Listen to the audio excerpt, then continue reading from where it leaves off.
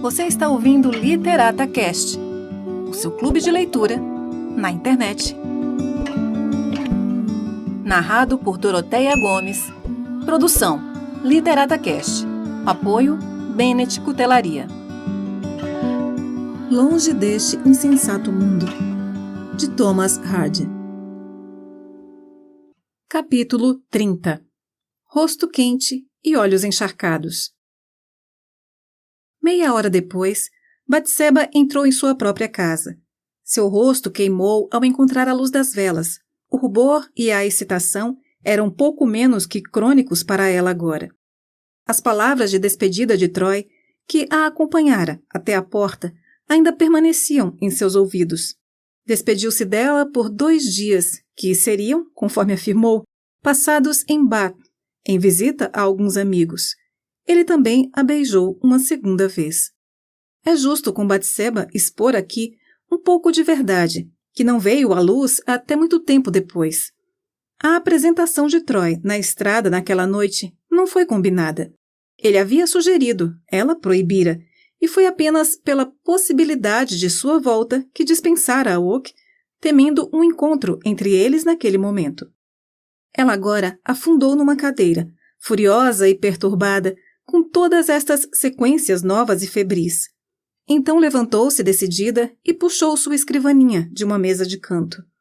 Em 3 minutos, sem pausa ou modificação, escreveu uma carta a Boldwood, para o endereço dele em Casterbridge, dizendo, delicadamente, mas com firmeza, que tinha considerado bem o assunto que ele lhe apresentara e, gentilmente, cedido um tempo para ela se decidir, mas que tomara sua decisão final e a verdade é que ela não poderia se casar com ele.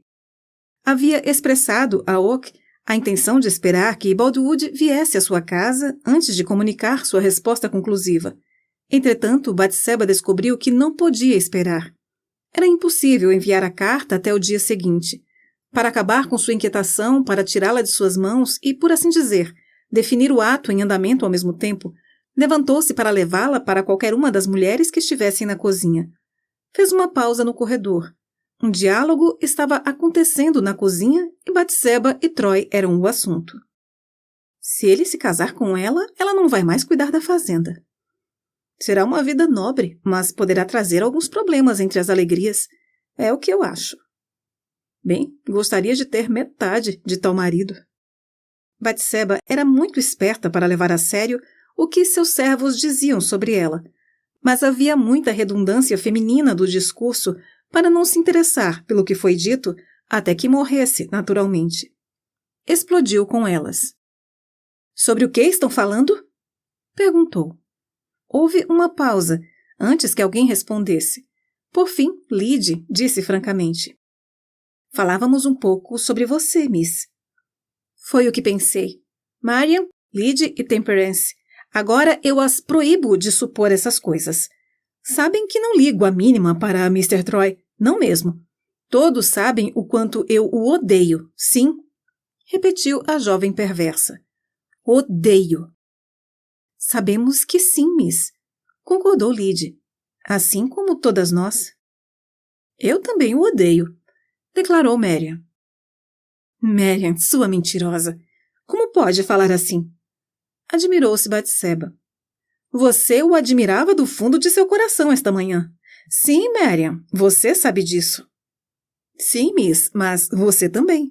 Ele é um patife e você está certa em odiá-lo. Ele não é um patife. Como você se atreve a dizer isso na minha frente? Não tenho o direito de odiá-lo, nem você, nem ninguém. Mas eu sou uma tola. O que me importa o que ele é? Você sabe que não é nada. Não gosto dele. Não digo isso para defender o seu bom nome. Lembre-se, se alguma de vocês disser uma palavra contra ele, será demitida imediatamente. Ela atirou a carta e subiu de volta para a sala de estar, com o coração apertado e lágrimas nos olhos, seguida por Lydie.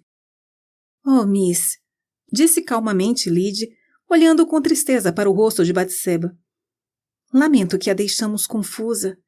Realmente pensei que gostasse dele, mas agora vejo que não. Feche a porta, Lydie.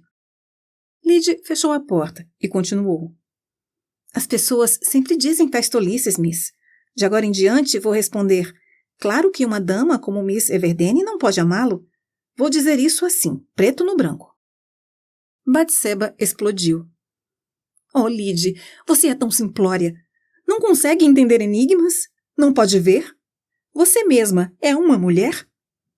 Os olhos de Lydie se arregalaram de surpresa.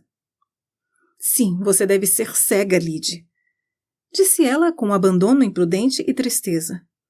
Oh, eu o amo com muita loucura, sofrimento e agonia. Não tenha medo de mim, embora talvez eu assuste bastante qualquer mulher inocente. Aproxime-se, mais perto. Colocou os braços em volta do pescoço de Lydie. Preciso desabafar com alguém. Isso está me desgastando. Ainda não me conhece o suficiente para ver através dessa minha triste negação? Oh, Deus, que grande mentira foi isso! Meu Senhor e meu Deus, me perdoe.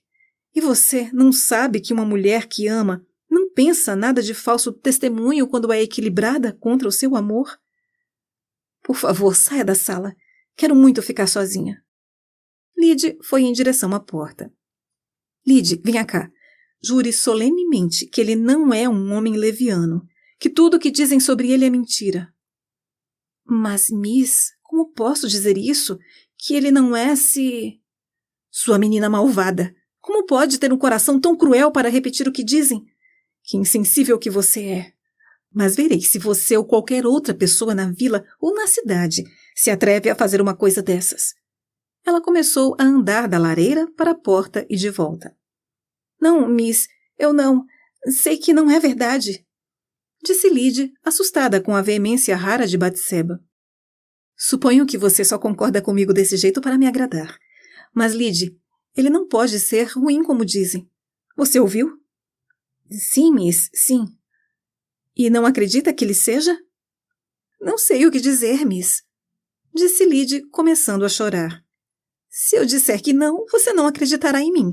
E se eu disser que sim, ficará com raiva de mim. Diga que você não acredita. Diga que não. Eu não acredito que ele seja tão mau como imaginam. Ele não é mau, de forma alguma. Minha pobre vida e coração. Como sou fraca. Gemeu ela, de forma descontraída, apática e indiferente da presença de Lydie. Oh, como eu gostaria de nunca tê-lo visto. Amar é sempre um sofrimento para as mulheres. Nunca perdoarei a Deus por me fazer mulher. E estou começando a pagar a honra de possuir um rosto bonito. Ela se restaurou e virou-se para Lydie de repente. Lembre-se, Lydia Smallbury, se repetir em qualquer lugar uma única palavra do que lhe disse dentro desta porta fechada, nunca mais vou confiar ou gostar de você, ou tê-la comigo por mais um momento, nem um momento. Não quero repetir nada, disse Lydie com a dignidade feminina de uma ordem diminuta. Mas não quero ficar com você. E se me permitir, vou embora no final da colheita, ou esta semana, ou hoje. Não mereço ser usada e atacada por nada, concluiu grandemente aquela pequena mulher. Não, não, Lydie, você tem que ficar, suplicou Batseba, abandonando a altivez com inconsequência caprichosa.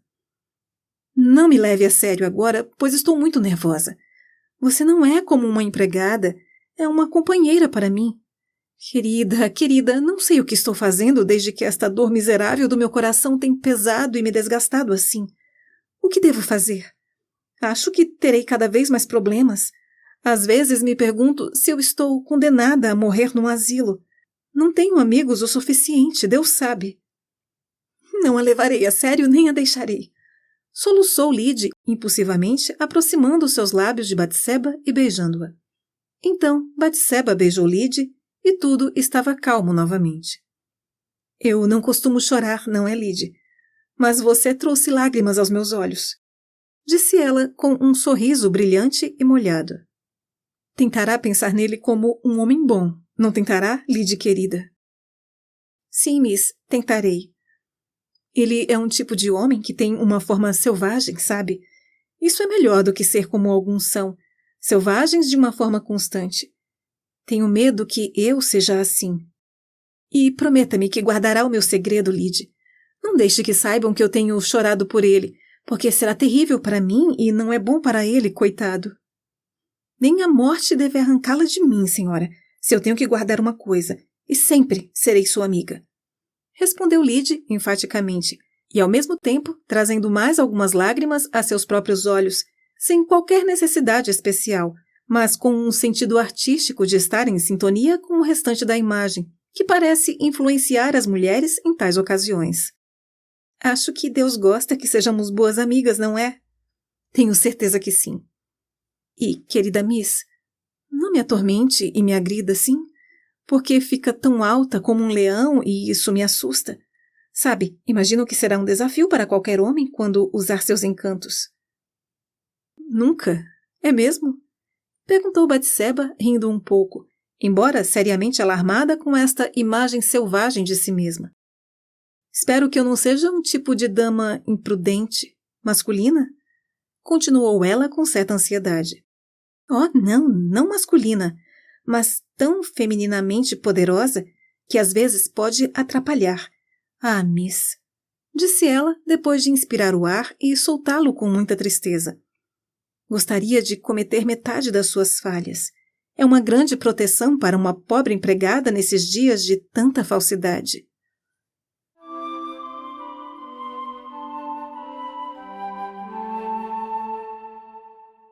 Capítulo 31. Culpa, fúria. Na noite seguinte, Batseba, com a intenção de ficar fora do caminho de Mr. Baldwood, caso este retornasse para responder sua carta pessoalmente, começou a cumprir um compromisso feito com Lyd algumas poucas horas antes. A dama de companhia de Batseba recebera, como forma de reconciliação entre elas, uma semana de férias para visitar a irmã, que era casada com um próspero corredor de obstáculos, criador de gado, e morava num labirinto delicioso em um bosque de avelãs, não muito longe de Albury. O acordo foi que Miss Everdene deveria honrá-los indo até lá por um dia ou dois para inspecionar alguns aparelhos engenhosos que aquele homem da floresta havia introduzido em seus produtos. Deixando suas instruções com Gabriel e Marian, que deviam ter tudo cuidadosamente trancado à noite, ela saiu de casa assim que uma chuva com trovoadas muito oportuna parou, refinando o ar e banhando delicadamente a superfície da terra, embora tudo debaixo dela estivesse seco como sempre. Nos contornos do rio e do vale, o frescor exalava uma essência como se da terra soprasse a respiração das donzelas. As aves alegres entoavam hinos à cena. Diante dela, entre as nuvens, havia um contraste e uma forma de tocas de luz feroz que aparecia nos arredores de um sol escondido, demorando-se no canto noroeste mais distante dos céus que a temporada do meio do verão permitia.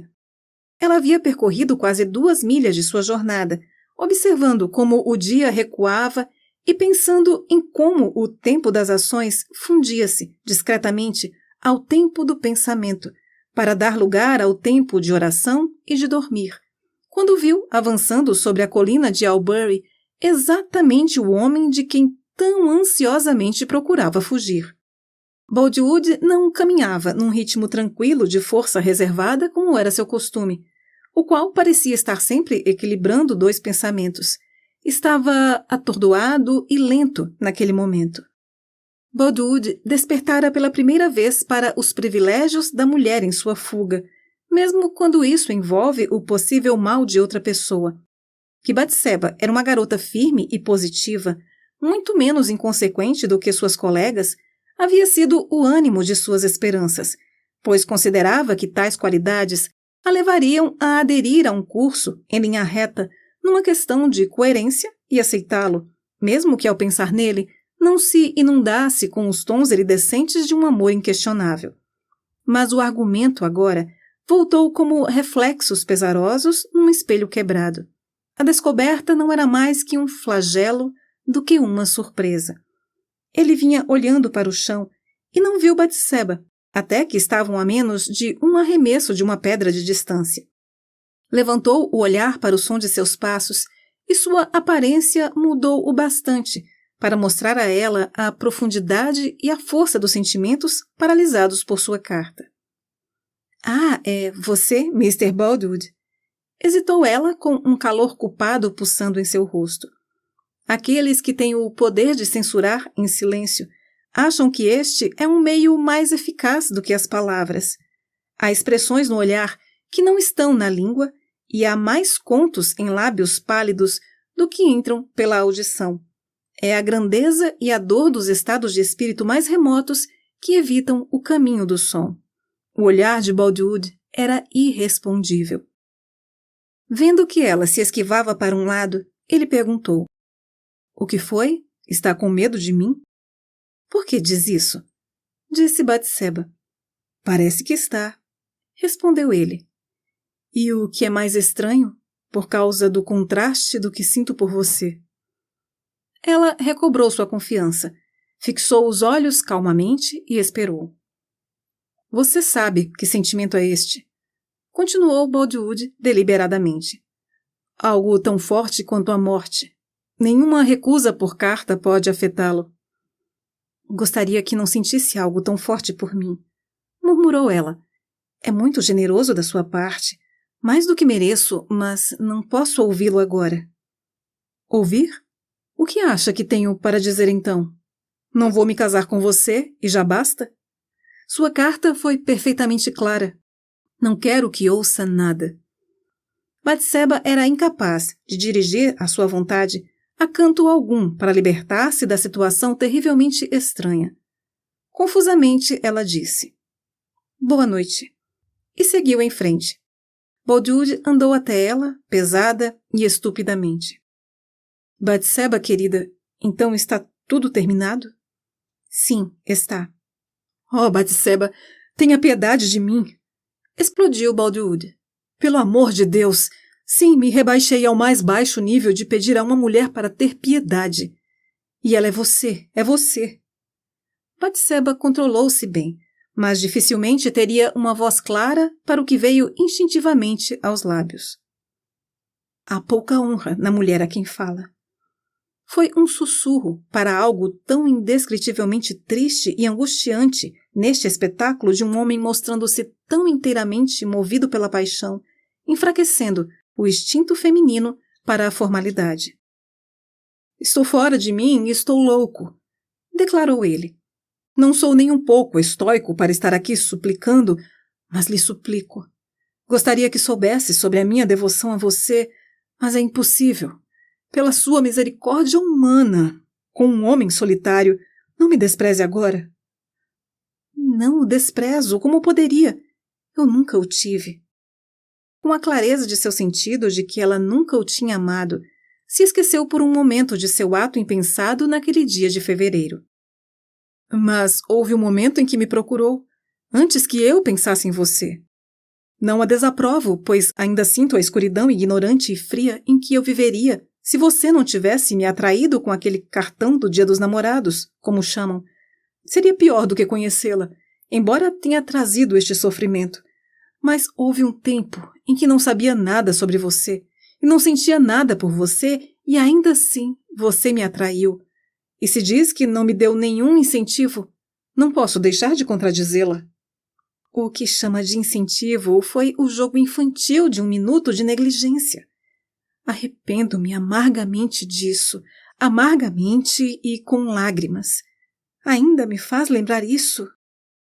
Não a acuso disso, eu lamento. Levei a sério o que você insiste que era brincadeira.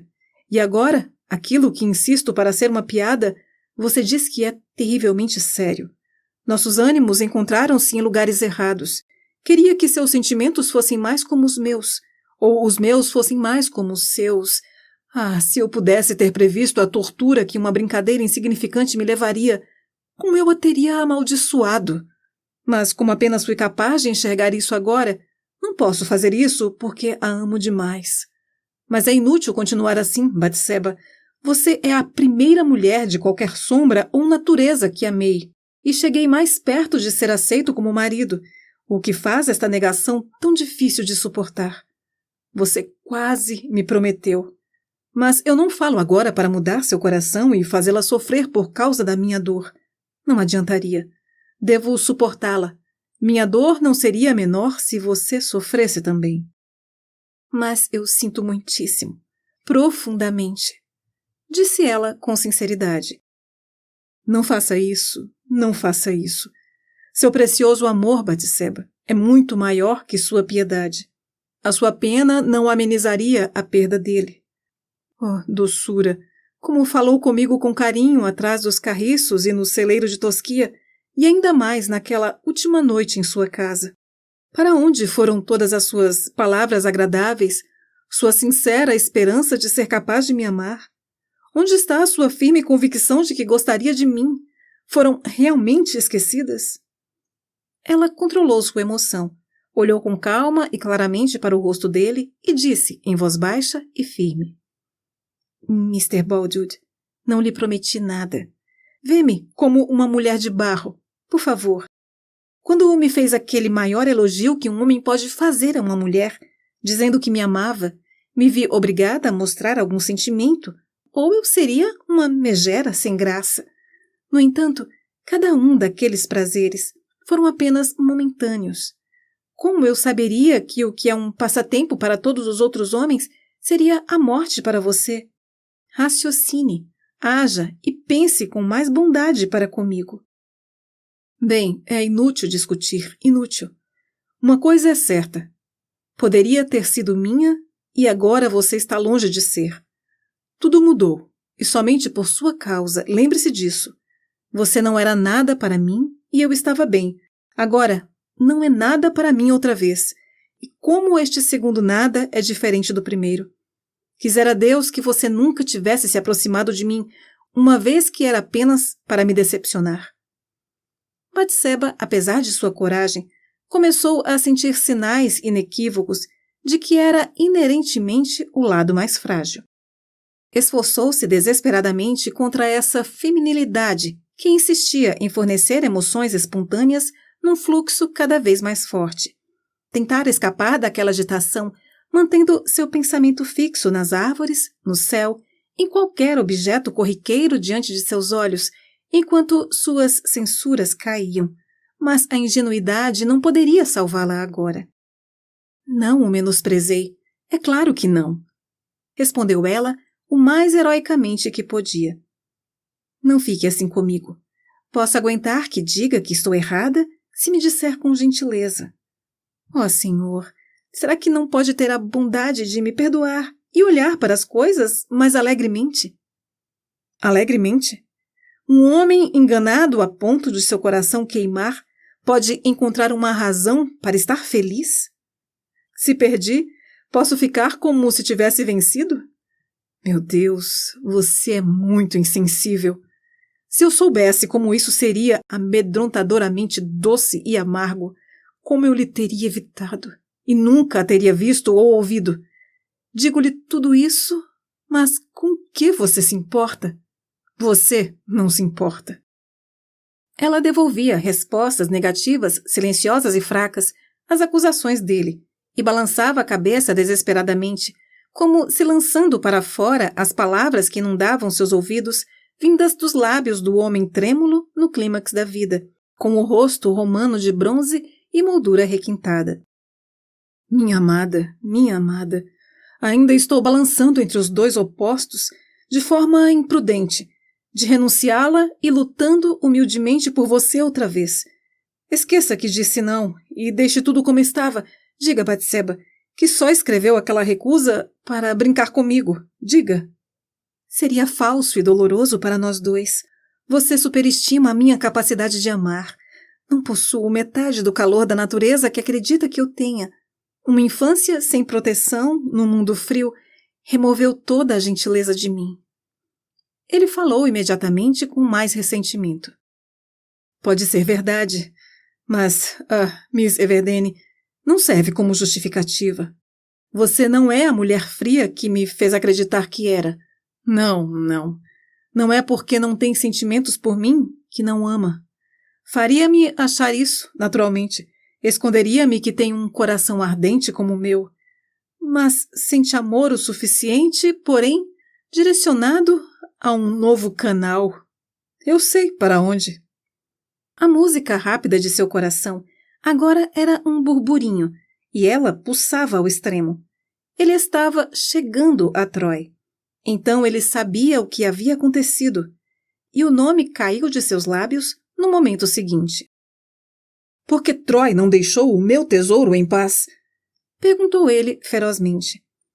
Quando eu não tinha ideia de feri-lo, por que se jogou para ser notado por você? Antes de ele incomodá-la, sua intenção era comigo. Quando eu a procurasse, a sua resposta teria sido sim. Pode negar? Eu lhe pergunto, pode negar? Ela demorou para responder, mas foi honesta demais para negar. Não posso, sussurrou ela. Sei que não, mas ele se aproveitou da minha ausência e me roubou. Por que não a conquistou antes, quando ninguém teria sido ofendido? Quando ninguém seria o assunto de todos? Agora, as pessoas zombam de mim. As colinas e céu parecem rir de mim, até que eu core vergonhosamente para minha loucura. Perdi o meu respeito, a minha boa reputação, a minha posição. Tudo perdido. Nunca os terei novamente.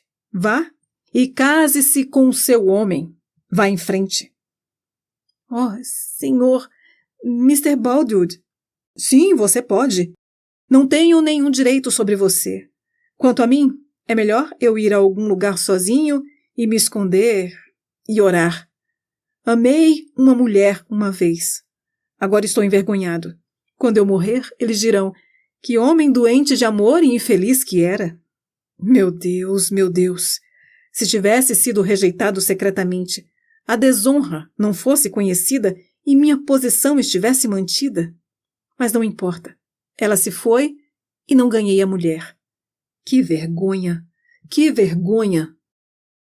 Sua raiva irracional a aterrorizava, e ela se afastou dele, obviamente que sem se mover, ao dizer: Sou apenas uma garota. Não fale assim comigo. Você soube o tempo todo. Sabia muito bem que sua nova loucura seria o meu desespero. Deslumbrada pelo bronze e o escarlate. Oh, Batseba, isso é de fato loucura das mulheres. Ela então disparou. Está preocupado apenas com você mesmo, disse ela com veemência. Todos me atacam. Todos. Atacar uma mulher é típico dos homens. Não tenho ninguém no mundo para lutar minhas batalhas por mim, mas nenhuma misericórdia é mostrada.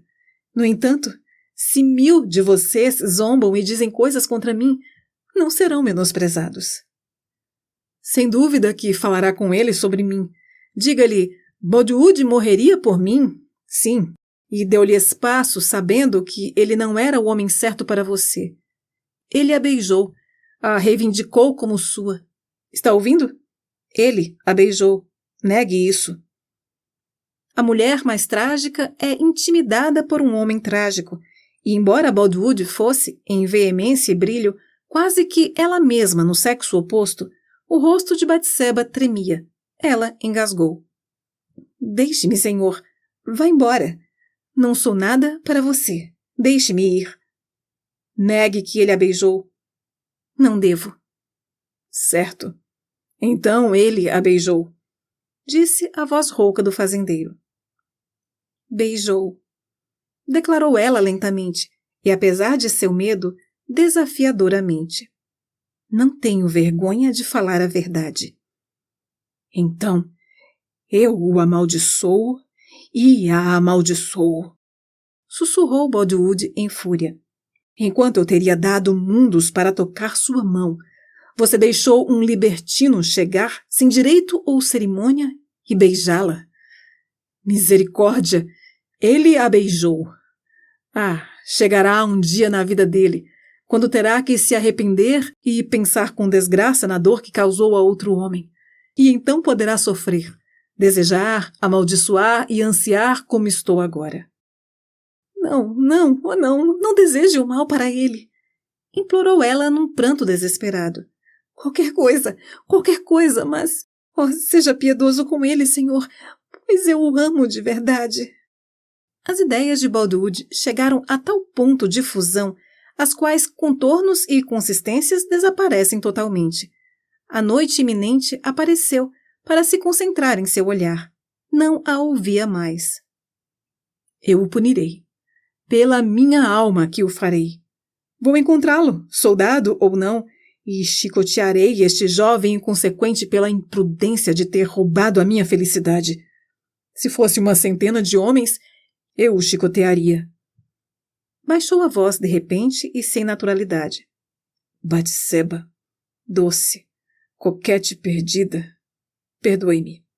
Eu a culpo e a ameaço, comportando-me como um ignorante, quando ele é o maior pecador. Roubou o seu coração querido com suas mentiras insondáveis. A sorte dele foi ter voltado ao seu regimento, que está longe daqui. Espero que não volte tão cedo. Peço a Deus que não coloque meus olhos nele para que não sofra tentações. Oh, Batseba, mantenha-o longe. Sim, mantenha-o longe de mim. Por um momento, depois da declaração de suas tensas palavras, Boldywood ficou tão inerte que sua alma parecia ter sido totalmente exalada. Virou o rosto e retirou-se.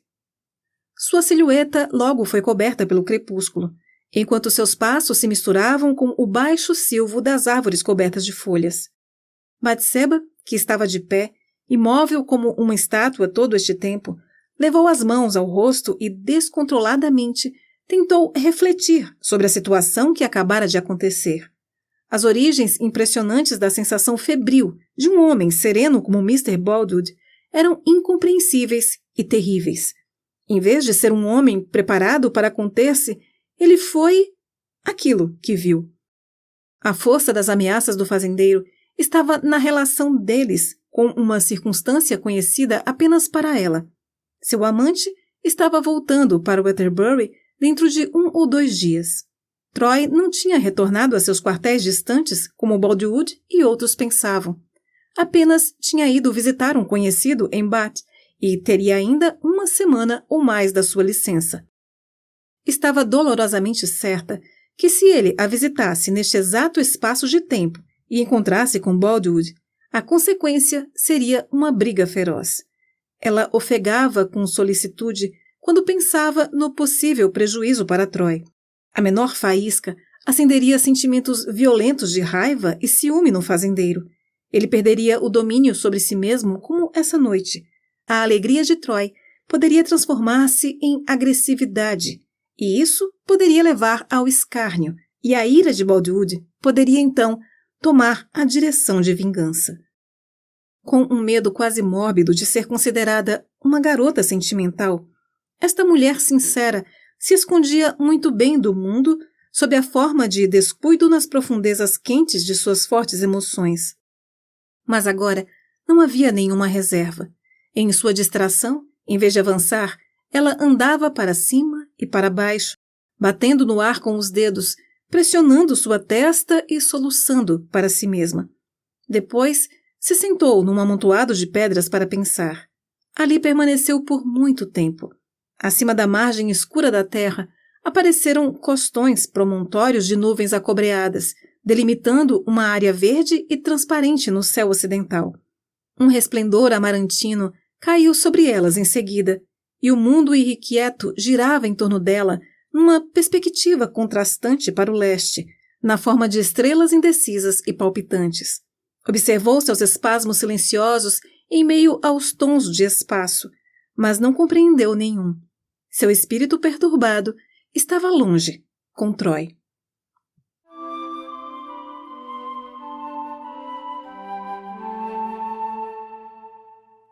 Capítulo 32. Noite, passos de cavalos. A aldeia de Waterbury estava tranquila como o cemitério, e os vivos estavam deitados quase tão imóveis quanto os mortos.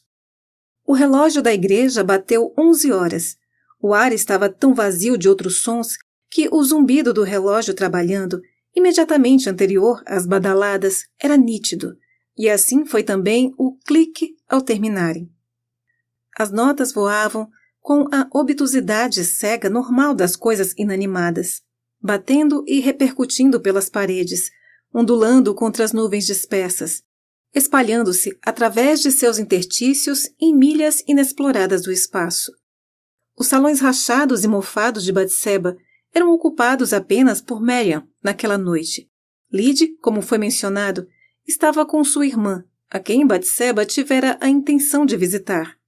Poucos minutos depois das 11 horas, Miriam virou-se na cama com a sensação de ser perturbada. Não tinha consciência alguma da natureza da interrupção de seu sono. Isso levou a um sonho, e o sonho a um despertar com uma sensação desagradável de que algo tinha acontecido. Deixou sua cama e olhou para fora da janela. O cercado dos cavalos encontrava-se nesta extremidade do edifício, e nele ela podia apenas discernir, pelo cinza incerto, uma figura movendo-se e aproximando-se do cavalo que estava alimentando lá. A figura pegou o cavalo pelo topete e levou-o para um canto do campo. Ali ela podia ver algum objeto que as circunstâncias provaram ser um veículo, para depois de alguns minutos ver alguém arreando o cavalo. Ouviu o trote na estrada, misturado com o som de rodas leves. Somente 2 tipos de pessoas poderiam ter entrado no cercado como um fantasma. Uma cigana ou um cigano. Uma mulher estava fora de questão em tal ocupação a tal hora, e o intruso poderia ser nada menos do que um ladrão, que provavelmente pode ter conhecido a fraqueza da casa naquela noite em particular e tê-la escolhido por conta disso para sua tentativa ousada. Além disso, para levantar a suspeita da convicção em si, havia ciganos na parte inferior de Waterbury. Miriam, que estava com medo de gritar na presença do ladrão, perdeu seu medo ao vê-lo ir embora. Vestiu suas roupas apressadamente, desceu pela escada desconjuntada com seus rangidos infinitos, correu para a casa de Coogan, a mais próxima, e deu o alarme. Coogan chamou a Gabriel, que agora estava novamente em sua casa, como no início, e juntos foram até o cercado. Sem dúvida alguma, o cavalo havia sumido. "Ouçam!" disse Gabriel. Eles ouviram. Os sons de um cavalo trotando, passando por Longpuddle Lane, eram nítidos no ar estagnado, pouco além do acampamento dos ciganos em Waterbury Bottom. "É a nossa Dainty. Juro que são os passos dela", disse Jean. "Valha-me Deus! A patroa vai ficar furiosa e nos chamar de estúpidos quando voltar", gemeu Miriam. "Como eu gostaria que tivesse acontecido quando ela estava em casa e nenhum de nós fosse responsável." "Temos que procurar", decidiu Gabriel. "Serei o responsável, diante de Miss Everdene, pelo que fizermos. Sim, vamos procurar." "Claro, mas não sei como", disse Coogan. "Todos os nossos cavalos são pesados demais para esse truque, exceto pela pequena Poppet. Mas nós somos 2. Se ao menos pudéssemos pegar aquele par do outro lado da cerca, poderíamos fazer alguma coisa." "Que par?" "Tiddy e Mo, de Mr. Boldwood." "Então espere aqui até que eu volte", disse Gabriel, que desceu a colina em direção à fazenda de Boldwood. "O fazendeiro Boldwood não está em casa", informou Miriam. "Melhor ainda", comentou Coogan. "Sei o que ele foi fazer." Em menos de 5 minutos, Oak estava de volta novamente, correndo no mesmo ritmo, com 2 cabrestos balançando em sua mão. "Onde os encontrou?" perguntou Coogan, virando e saltando sobre a cerca sem esperar pela resposta. "Sob os beirais. Sabia onde eram guardados", disse Gabriel, seguindo-o. "Coogan, pode montar-se em sela? Não temos tempo para procurá-las."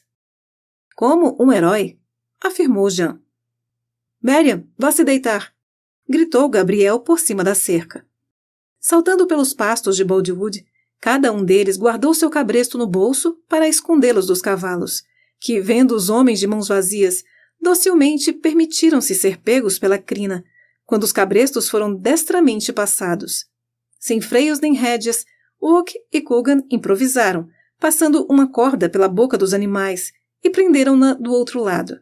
Oak montou com uma perna para cada lado e Coogan subiu com a ajuda de um banco.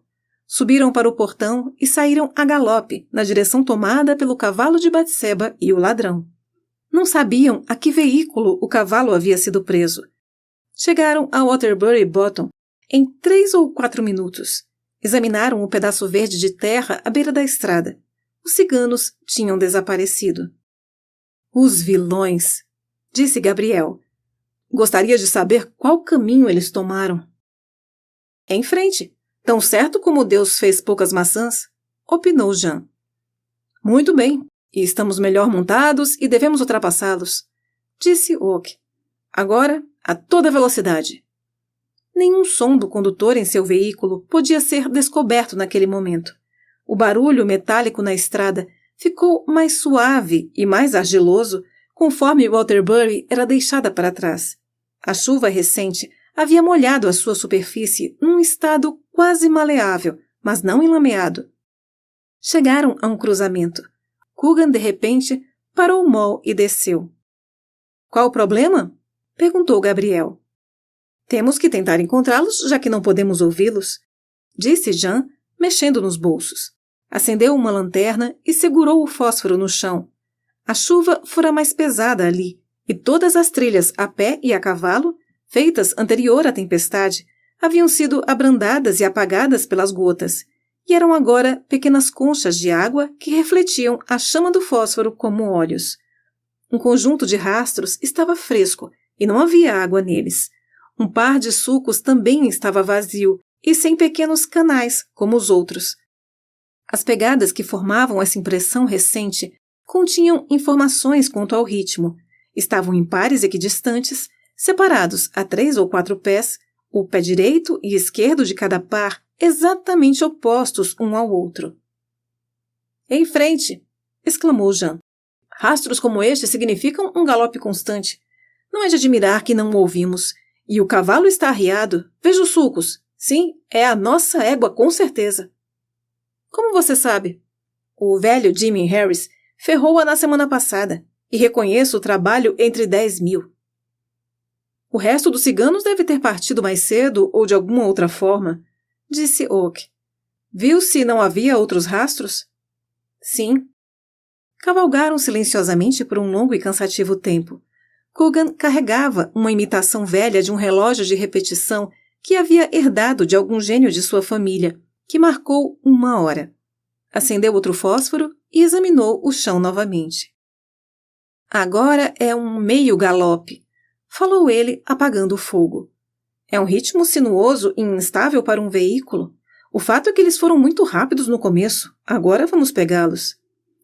Mais uma vez se apressaram e entraram em Blackmore Valley. O relógio de Coogan marcou 1 hora.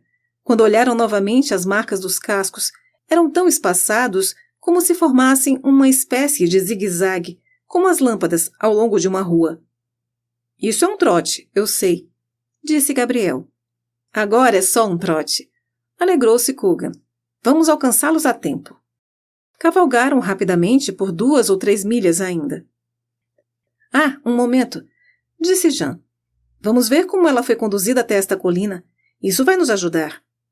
Uma luz foi prontamente acesa acima de suas polainas como antes, e o exame feito. — Urra! Exclamou Coogan. Ela andou até aqui. Vamos alcançá-los em 2 milhas, por uma coroa. Cavalgaram por 3 e escutaram. Nenhum som podia ser ouvido, salvo por um moinho rouco através de um portal, e sugerindo possibilidades sombrias de afogamento se mergulhassem no lago. Gabriel desmontou quando chegaram numa curva. Os rastros eram o único guia quanto à direção que tinham ali, e era necessário grande cautela para evitar confundi-los com alguns outros que apareceram recentemente. — O que significa isso? — Acho que sei, disse Gabriel, olhando para Coogan enquanto movia o fósforo sobre o solo na curva. Coogan, que não estava menos ofegante que os cavalos, já mostrava sinais de cansaço. Escrutinou mais uma vez os sinais místicos. Desta vez, apenas 3 eram da forma de ferradura regular. O 4º era um ponto. Ele fez uma careta e emitiu um longo ufa. — Manca, disse Oak. — Sim, Dainty está manca. O pé está quase para fora, falou Coogan devagar, ainda olhando para as pegadas. — Vamos continuar, disse Gabriel, subindo em sua montaria úmida. Embora a estrada, ao longo de sua maior parte, fosse tão boa quanto qualquer rodovia expressa no país, era nominalmente apenas uma via secundária. A última curva os havia introduzido na via principal que levava a Bath. Coogan recobrou-se. "O encontraremos agora!" exclamou. "Onde?" "Em Charlton Turnpike. O guarda do portão, que é o homem mais dorminhoco entre aqui e Londres. Dan Randall. Este é o nome dele, conhecido há anos quando estava no portão de Casterbridge. Entre a cocheadura e o portão, o trabalho estará terminado." Avançavam então com extrema cautela. Nada foi dito até que, contra um fundo escurecido por folhagens, 5 barras brancas eram visíveis, cruzando a rota deles um pouco à frente. "Silêncio, estamos quase chegando", disse Gabriel. "Devagar, por cima da grama", disse Coogan. As barras brancas foram apagadas no meio por um vulto escuro na frente delas. O silêncio daquele momento solitário só foi perturbado por uma exclamação daquele lado. "Ei, o portão!" Parecia ter havido uma visita anterior que não fora notada, pois, ao se aproximarem, a porta da casa de pedágio abriu e o guarda saiu parcialmente vestido, com uma vela na mão. Os raios iluminavam todo o grupo. "Deixe o portão fechado!" gritou Gabriel. "Ele roubou o cavalo!" "Quem?" perguntou o homem do pedágio. Gabriel olhou para o condutor do veículo e viu uma mulher.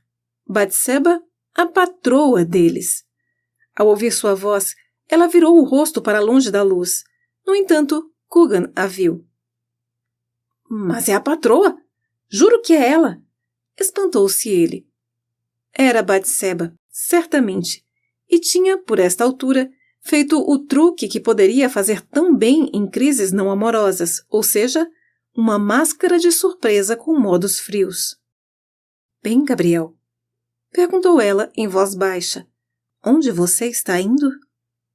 "Pensamos..." começou Gabriel.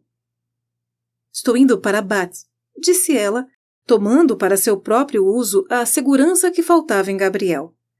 "Um assunto importante fez que eu desistisse da minha visita a Lydie e fosse para lá imediatamente.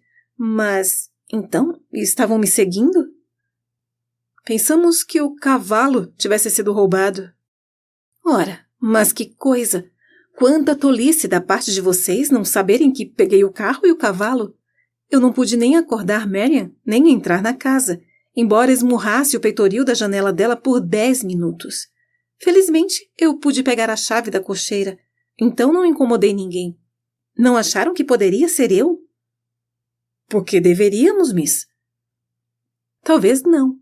Aqueles não podem ser os cavalos do fazendeiro Boldwood. Misericórdia! O que estavam fazendo? Trazendo-me problemas dessa maneira? O quê? Uma dama não pode passar uma polegada da sua porta sem ser perseguida como um ladrão?" "Mas como poderíamos saber se não deu nenhuma conta das suas ações?" objetou Coogan. "E as damas não conduzem suas carruagens a estas horas, miss, como regra geral da sociedade." "Dei conta, sim. E você teria visto, pela manhã.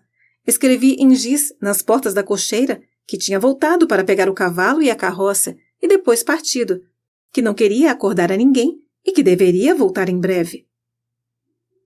"Mas pense, minha senhora, que não poderíamos ver até que o dia amanhecesse." "É verdade", admitiu ela, e embora a princípio aborrecida, tinha muita sensibilidade para culpá-los por muito tempo, ou gravemente, por uma devoção a ela que era tão valiosa quanto rara. Acrescentou com muita graça: "Bem, realmente agradeço de coração por terem todo este transtorno, mas gostaria que tivessem emprestado os cavalos de qualquer um, menos de Mr. Boldwood." "Dente está manca, miss", informou Coogan. "Pode continuar?" "Foi só uma pedra em sua ferradura. Desci e arranquei-a umas 100 jardas atrás. Posso me arranjar muito bem, obrigada. Estarei em Bath ao amanhecer. Agora, podem voltar, por favor?" Ela virou a cabeça. A vela do guarda cintilava sobre os seus olhos vivos e claros. Passou pelo portão e logo estava envolta nas sombras, coberta de sombras misteriosas de ramos de verão. Coogan e Gabriel montaram seus cavalos e dispararam pelo ar aveludado daquela noite de julho, refazendo o caminho por onde tinham vindo. Um capricho estranho esse dela, não é, Oak? Perguntou Coogan, curiosamente. Sim, respondeu brevemente Gabriel. Ela não vai chegar a Bath ao amanhecer de jeito nenhum. Coogan, vamos manter o trabalho desta noite em segredo? Estava pensando a mesma coisa. Muito bem. Vamos estar em casa às 3 horas ou mais, e poderemos entrar quietos como cordeiros. As meditações perturbadas de Batseba, à beira da estrada, tinham, em última análise, desenvolvido uma conclusão de que havia apenas 2 soluções para o presente estado desesperado das coisas. A primeira era apenas manter Troy longe de Waterbury, até que a indignação de Bodywood tivesse esfriado. A segunda era ouvir as súplicas de Oak, as denúncias de Bodywood e desistir completamente de Troy. Mas como? Ela poderia desistir desse novo amor, induzi-lo a renunciar a ela dizendo que não gostava dele, que não podia mais falar com ele e pedir-lhe, para o bem dela que, acabando sua licença em Bath, não a visse mais em Waterbury? Era uma imagem cheia de tristeza, mas por um tempo ela contemplou-a com firmeza, permitindo-se, no entanto, como as meninas, a demorar-se sobre a vida feliz que teria se Troy fosse Bodywood e o caminho do amor fosse o caminho do dever. Entretanto, nesse ensaio infligiu sobre si torturas gratuitas, imaginando-o amando outra mulher depois de esquecê-la, pois ela tinha penetrado tanto na natureza de Troy para estimar suas inclinações com enorme precisão, mas, infelizmente, não o amava menos para pensar que ele poderia em breve deixar de amá-la. De fato, amava-o muito mais. Ficou de pé. Ela o veria imediatamente. Sim, iria implorar pela palavra dele para ajudá-la naquele dilema. Uma carta para mantê-lo afastado poderia não alcançá-lo a tempo, mesmo se estivesse disposto a ouvi-la. Batseba estava totalmente cega para o fato óbvio de que o apoio dos braços de um amante não é o melhor para ajudar na decisão de renunciar a ele. Ou ela era sofisticadamente sensível, com um arrepio de prazer, que ao adotar este recurso para se livrar dele, garantiria um encontro com ele, de qualquer forma, mais uma vez? Já estava escuro, e deveria ser quase 10 horas. A única maneira de conseguir seu propósito era desistir de sua ideia de visitar Lydie em Yalbury, voltar ao Waterbury Farm, atrelar o cavalo à carruagem e dirigir-se imediatamente para Bath. O esquema parecia impossível à primeira vista, pois a viagem era temerosamente difícil, mesmo para um cavalo forte, pela sua própria estimativa, e ela subestimou grandemente a distância. Era ainda mais arriscado para uma mulher, à noite, sozinha. Mas ela poderia ir até Lydie e deixar as coisas seguirem o seu curso? Não, nada disso. Batseba estava cheia de uma turbulência estimulante, ao lado da qual a cautela implora em vão para ser ouvida. Ela voltou para a aldeia. Seu andar era lento, pois não queria chegar em Waterbury até que os habitantes estivessem na cama e, particularmente, até que Boldwood estivesse seguro. Seu plano era agora ir a Bath durante a noite, ver o sargento Troy na manhã, antes que ele partisse para encontrá-la, dizer-lhe adeus e deixá-lo. Em seguida, para descansar o cavalo completamente, e também para chorar, pensou, começaria cedo na manhã seguinte sua viagem de volta. Com este acerto, podia cavalgar com Dent calmamente durante todo o dia, chegar a Lydie em Yalbury à noite e voltar para casa em Waterbury com ela quando quisessem, de modo que ninguém saberia que tinham ido a Bath. Assim era o esquema de Batseba. Mas, em sua ignorância topográfica, como quem chegou há pouco ao local, calculou mal a distância de sua jornada, como não muito mais do que a metade do que realmente era. Esta foi a ideia que ela levou a cabo com o sucesso inicial que já vimos.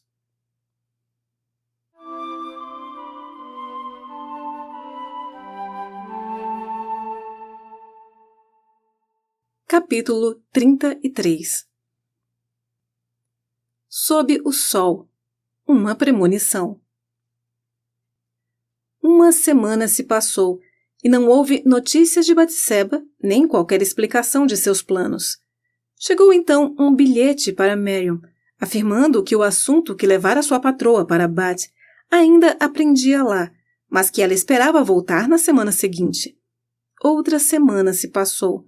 A colheita da aveia começou e todos os homens estavam nos campos sob um céu monocromático do Lamas, o festival da primeira colheita, em meio ao ar trêmulo e sombras curtas do meio-dia.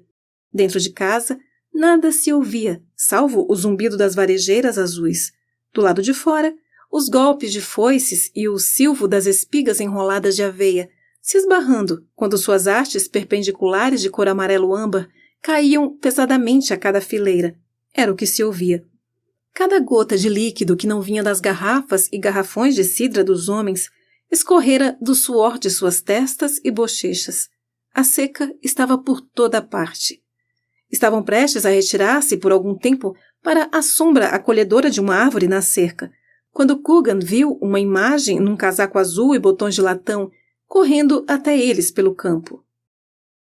Queria saber quem é esse, disse ele. Espero que não seja nada de errado com a patroa, falou Miriam, que com algumas outras mulheres estava amarrando os feixes. A aveia sempre era amarrada em feixes nesta fazenda. Mas vi um símbolo de azar dentro de casa esta manhã. Fui destrancar a porta e deixei cair a chave. E ela caiu sobre o chão de pedra e se quebrou em 2 partes. Quebrar uma chave é um presságio terrível. Queria que a patroa estivesse em casa. É Caimbó, informou Gabriel, parando de afiar sua foice. Ajudar no campo de milho não fazia parte do trabalho de Oak, mas o mês da colheita é um momento de ansiedade para um fazendeiro, e era o milho de Batseba, então ele foi ajudar. Está usando suas melhores roupas, comentou Matthew Moon. Esteve fora de casa por alguns dias, uma vez que machucou seu dedo, e disse que já não podia trabalhar e que ficaria de folga. Num bom momento, um excelente momento, observou Joseph Poorgrass, endireitando as costas. Ele, assim como alguns dos outros, tinha uma maneira de descansar um pouco de seu trabalho em dias tão quentes por razões muito insignificantes, das quais o advento de Caimbó, num dia de semana em suas roupas de domingo, foi uma das primeiras magnitudes. Foi a perna ruim que me permitiu ler O Progresso do Peregrino e Mark Clark aprendeu a jogar All Fours quando teve um furúnculo. E meu pai deslocou o braço para ter tempo para cortejar, disse John Coogan, num tom abafado, enxugando o rosto com a manga da camisa e empurrando o chapéu para trás sobre a nuca. Àquela altura, Caine estava se aproximando do grupo de colhedores e pôde-se perceber que estava carregando uma grande fatia de pão com presunto numa das mãos, do qual comia bocados, enquanto corria com o outro envolvido numa atadura. Quando chegou mais perto, sua boca fez a forma de um sino e ele começou a tossir violentamente. Então, Caine, exclamou Gabriel severamente, quantas vezes já lhe disse para não correr tanto quando está comendo? Qualquer dia vai se engasgar. É isso que vai acontecer, Caimbó. Tossiu Caim. Uma migalha da minha comida desceu pelo lado errado. Foi isso, Mr. Oak. E fui a Bat porque estava com o dedo machucado e eu vi... Assim que Caim mencionou Bat, todos largaram suas foices e ancinhos e ficaram em volta dele. Infelizmente, o miolo irregular não melhorou seus poderes narrativos e um obstáculo complementar foi um espirro, jogando de seu relógio enorme, balançando como um pêndulo na frente do jovem. Sim, continuou ele, direcionando seus pensamentos para Bat e deixando que seus olhos acompanhassem. Finalmente eu vi o mundo. Sim, e vi a nossa patroa. Pare com isso, rapaz, disse Gabriel. Tem sempre algo indo na direção errada pela sua garganta abaixo, de modo que não pode contar o que precisa ser contado. Ora, por favor, Mr. Oak, Um mosquito acabou de voar no meu estômago e trouxe a tosse de novo. Sim, é isso mesmo. Sua boca está sempre aberta, seu patife.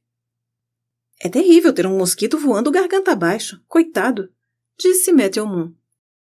Bem, embate você viu? Perguntou Gabriel. Vi a nossa patroa, continuou o aprendiz de pastor, e um soldado, passeando. Foram chegando cada vez mais perto, e então eles deram os braços, como é a corte completa. A corte completa. A corte completa. E perdendo o fio da narrativa neste ponto, simultaneamente com seu fôlego, o informante olhou para cima e para baixo do campo, aparentemente por alguma pista. Bem, vi a nossa patroa e um soldado. Maldito menino! Exclamou Gabriel. É só o meu jeito, Mr. Oak. Me desculpe, disse Cain Ball, olhando em tom de censura para Oak, com os olhos encharcados em suas próprias lágrimas. Aqui tem um pouco de cidra para ele. Vai melhorar sua garganta, disse John Coogan, levantando um garrafão de cidra, puxando a rolha e despejando diretamente na boca de Cain. Entretanto, Joseph Progress, começando a pensar apreensivamente nas graves consequências que se seguiriam. Se Cain Ball se afogasse com sua tosse e a história de suas aventuras em Bath morresse com ele. Para o meu bem, sempre digo, por favor, senhor, antes de fazer qualquer coisa, disse Joseph com voz humilde. Você deveria também, Cain Ball. É uma grande salvaguarda e talvez o salvasse de ter estrangulado até a morte um dia. Mr. Coogan derramou a bebida abundantemente na boca sofrida de Cain. Parte dela escorrendo pelo lado do garrafão, parte do que chegou à boca escorrendo para fora de sua garganta, e parte indo na direção errada, sendo tossida e espirrada em torno dos ceifeiros sob a forma de uma névoa de cidra, que por um momento ficou no ar, ensolarado como uma pequena exalação. Que espirro mais desajeitado! Por que não tem modos melhores, seu cachorro? Disse Coogan, retirando o garrafão. A cidra desceu pelo meu nariz, gritou Caine assim que conseguiu falar. Pelo meu pescoço e no meu machucado e sobre os meus botões brilhantes e todas as minhas roupas. A tosse do rapaz é muito infeliz, disse Matthew Moon. E uma grande história na mão também. Bata nas costas dele, pastor. Eu sou assim mesmo, lamentou Caim. Minha mãe diz que eu sempre ficava muito empolgado quando estava nervoso. É verdade, concordou Joseph Progress. Os Balls sempre foram uma família muito nervosa. Conheci o avô do menino, homem verdadeiramente nervoso e modesto, até mesmo refinado. Ficava vermelho por qualquer coisa, quase tanto quanto eu, mas é que esse é o meu defeito. Não, Mr. Progress, corrigiu Coogan. É uma qualidade muito nobre sua. Bem, não quero falar nada dos outros. Nada. Murmurou Progress timidamente. Mas nos acostumamos com as coisas. Essa é que é a verdade. Mas prefiro esconder o meu defeito. Embora talvez uma boa natureza seja o mesmo que uma natureza ruim. E quando eu nasci, tudo era possível ao meu Criador, e ele pode não ter tido boa vontade em me dar dons. Mas o seu talento, Joseph, o seu talento. É um estranho desejo, vizinho. Esse desejo de esconder e não fazer nenhum elogio. No entanto, há um sermão da montanha, com um calendário dos abençoados com inteligência, e certos homens mansos podem ser ali chamados. O avô de Caine era um homem muito inteligente, disse Matthew Moon. Criou uma macieira de sua própria cabeça, que é conhecida pelo seu nome até hoje, a Early Ball. Sabia, Jean? Uma Quarrenden enxertada numa Tumaput e uma Hatterhip. Com isso, foi morar com uma mulher ilegalmente numa cervejaria. Era um homem inteligente naquele sentido. Então, disse Gabriel impaciente, o que viu, Cain?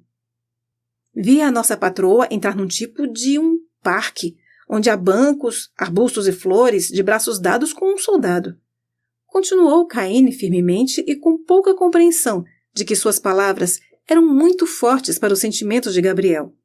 E acho que o soldado era o sargento Troy, e eles se sentaram lá juntos por mais de meia hora, falando as coisas bonitas, e houve um momento que ela estava quase morrendo de tanto chorar. E quando saíram, os olhos estavam brilhando e ela estava branca como um lírio. Eles olharam no rosto um do outro como se fossem amigos, como um homem e uma mulher podem ser. A fisionomia de Gabriel parecia ficar mais tensa.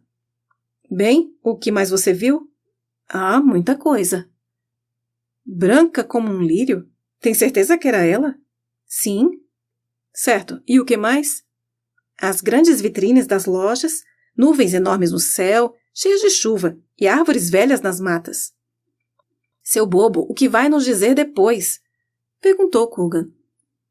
Deixe ele em paz, interviu Joseph Progress. O que o menino queria dizer foi que o céu e a terra, no reino de Ba, não são totalmente diferentes dos nossos aqui. É bom ganhar o conhecimento de cidades diferentes, e como tal, temos que aguentar as palavras do menino. E o povo de Ba? Continuou Caim. Não precisa acender o fogo, exceto como um luxo, pois a água brota da terra quente pronta para o uso. Isso é verdadeiro como a luz, declarou Matthew Moon. Ouvi outros viajantes dizerem a mesma coisa. Eles não bebem nada lá, disse Caim, e parecem se divertir vendo como bebem. Bem, parece uma prática bárbara o suficiente para nós, mas ouso dizer que os nativos não pensam assim, disse Matthew. E não surgem alimentos como a bebida? Perguntou Coogan, virando o olhar. Não, só tinha água em Bath, um aguaceiro. Deus não lhes deu alimentos, bem como a bebida, e foi um inconveniente que não consegui superar. Bem, é no mínimo um lugar curioso, observou Moon. E o povo que vive lá também deve ser curioso. Você disse que Miss Everdene e o soldado passeavam juntos? Perguntou Gabriel, retornando ao grupo. Sim, e ela usava um belo vestido de seda dourado com renda preta, que ficaria de pé sozinho sem precisar de pernas. Era uma visão muito encantadora, e seu cabelo foi escovado esplendidamente. E quando o sol iluminou o vestido brilhante e seu casaco vermelho, meu Deus, como ficaram lindos! Dava para vê-los pela rua toda. E então? Murmurou Gabriel. Então que entrei em Griffin's para consertar minhas botas e depois fui à confeitaria Higgs e pedi um dos pedaços velhos, mais baratos e mais bonitos, que estava só um pouco embolorado, não completamente. Enquanto eu estava comendo, andei e vi um relógio imenso. Mas isso não tem nada a ver com a patroa. Já chegarei lá, se me deixar, Mr. Oak, protestou Caine. Se me deixar nervoso, talvez minha tosse volte e não serei capaz de dizer mais nada. Sim, conte do seu jeito mesmo, disse Coogan. Gabriel caiu numa atitude desesperada de paciência e Caine prosseguiu.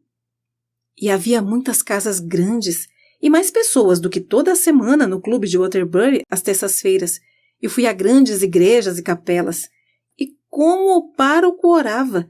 Sim, ele se ajoelhava e juntava as mãos, fazendo os anéis sagrados de ouro brilharem em seus dedos e cintilarem nos olhos, que ele ganhou orando tão excelente bem. Ah, como eu gostaria de morar lá! Nosso pobre pároco Tyrrell não tem dinheiro para comprar tais anéis, disse Matthew Moon, pensativo. Um homem tão bom. Não acredito que o pobre Tyrrell tenha um sequer, mesmo de simples lata ou cobre, um ornamento tão importante numa tarde monótona, quando ele está no púlpito iluminado pelas velas de cera. Mas é impossível, pobre homem. Ah, como as coisas são desiguais.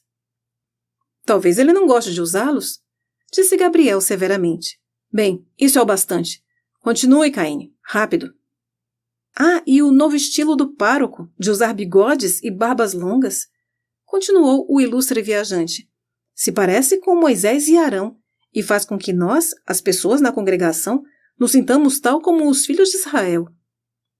Um sentimento muito justo, comentou Joseph Progress. E há duas religiões na nação agora, a Igreja Alta e a Igreja Baixa. E imaginem, eu fui fiel. Então fui à Igreja Alta, na parte da manhã, e à Baixa, à tarde. Um menino correto e apropriado, disse Joseph Progress. Bem, na Igreja Alta, oram cantando e adoraram todas as cores do arco-íris. E na Baixa, oram com pregações e adoram o monótono e esbranquiçado. E então, não vi mais Miss Everdene. E por que não nos disse isso antes? Esbravejou Oak, muito decepcionado. Ah, disse Matthew Moon. Ela vai se arrepender se for tão íntima desse homem. Ela não é tão íntima dele, indignou-se Gabriel. Ela deve saber, disse Coogan.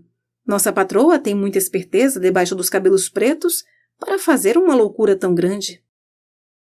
Veja bem, ele não é um homem grosseiro e ignorante porque foi bem educado, disse Matthew duvidosamente. A única loucura que fez foi ser soldado, e as donzelas preferem os pecadores. Agora, Caimbó, disse Gabriel impaciente, pode jurar, na forma mais terrível, que a mulher que viu era Miss Everdene? Caimbó, você não é mais um bebê, disse Joseph no tom sepulcral que as circunstâncias exigiam. E sabe o que é fazer um juramento. Pense que é uma declaração importante. O que disser será selado com sangue e pedra, e o profeta Mateus nos diz que aquele sobre quem ela cair será reduzido a pó.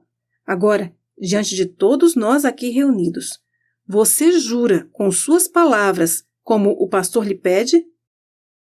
Por favor, não, Mr. Oak, suplicou Caine, olhando de um para outro com grande inquietação diante da magnitude espiritual da posição. Não me importo de dizer que é verdade, mas não gosto de dizer que é uma verdade maldita, se é isso que acha. Caim, como pôde fazer isso? Perguntou Joseph severamente. Pedimos que jurasse de maneira sagrada, e você jura como o malvado Simei, filho de Gera, que amaldiçoou a todos. Que vergonha, rapaz! Não sou não. É você que quer desperdiçar a alma de um pobre menino, Joseph Progress, disse Caim, começando a chorar. Tudo o que eu quis dizer é que na verdade comum eram Miss Everdene e o Sargento Troy, mas se a verdade que querem é a pior, talvez fossem outras pessoas. Não chegaremos a nada assim, disse Gabriel, virando-se para o seu trabalho. Caim Bow, você não vale um pedaço de pão, gemeu Joseph Progress. Então, os ganchos das ceifeiras foram usados novamente, e os velhos sons continuaram. Gabriel, sem qualquer pretensão de alegrar-se, não fez nada para mostrar que estava particularmente aborrecido. No entanto, Coogan o conhecia muito bem, e quando estavam em um canto juntos, disse: Pare de se preocupar com ela, Gabriel. Que diferença faz quem a ama, já que não pode ser sua?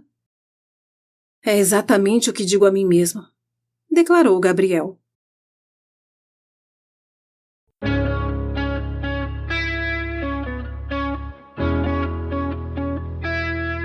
Você acabou de ouvir mais um episódio do Literata Cast. Apoio Bennett Cutelaria.